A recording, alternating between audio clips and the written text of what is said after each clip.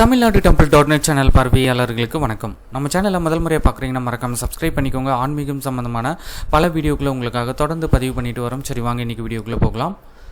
ஐப்பசி மாத அன்னாபிஷேகம் நவம்பர் 4 அல்லது நவம்பர் 5?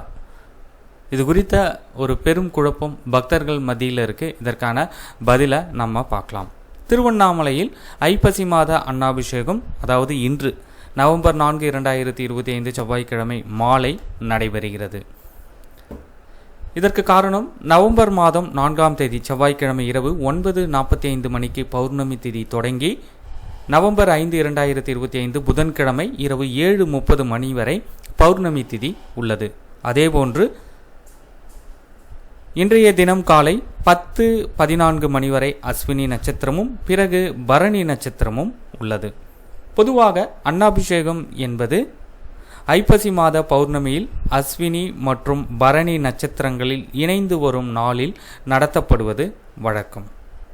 அதேபோன்று அனைத்து சிவன் ஆலயங்களிலும் மாலை நேரத்திலேயே அன்னாபிஷேகம் என்பது நடைபெறும். ஆனால் ஒரு சில சிவ ஆலயங்களில் கோவிலின் பஞ்சாங்க விதிகளின்படி காலையிலும் நடத்தப்படுவது உண்டு.